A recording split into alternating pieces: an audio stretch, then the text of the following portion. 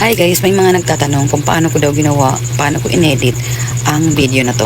Ayan, yung may video ako sa baba na nagsasalita. Okay, dapat meron kayong apps na CapCut. Mag-download muna kayo ng CapCut, tapos doon kayo mag-edit. Ganito yon.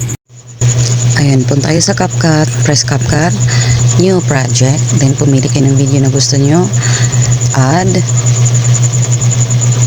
Tapos, pagkatapos mo i-add, ayan na siya. Make sure na yung ratio niya ay gaya ng sa TikTok. Pagkatapos ng okay na yung ratio, hanapin nyo yung overlay. Overlay naman na maidaragdag yung video nyo. Overlay, pindutin ang overlay. Tapos, hanapin mo yung video na gusto nyo ilagay sa baba. Ayan, ayan sa akin, add. Tapos, ayan na. Paliitin nyo lang guys. Ayan, dalawang press mo lang. Kayo mamili kung saan nyo ilalagay, kanan ba o kaliwa. Ako gusto ko dito, depende yun sa video na gusto nyo i-edit kung saan talaga siya pwede ilagay. Tapos highlights nyo, tapos hanapin ang remove background, tapos customize, pinutin nyo yung customize, tapos yung erase, palakihan natin para mabilis. Ayan, dapat guys yung i-erase nyo yung video lang na gusto nyong maiwan. Ganyan lang, wag yung para maganda siyang tingnan.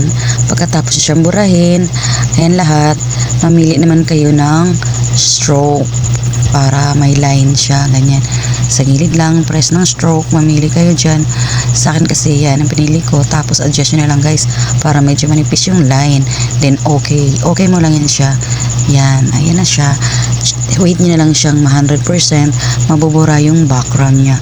Ayan, ganyan lang guys. Tapos pagkatapos yan, check nyo siya kung maganda naman yung kalalabasan, and then punta ka sa dulo, pindutin mo lang yung split, then burahin mo yung sobra, tapos ayan na. Ganun lang kasimple. Yan lang guys, sana makatulong. Bye.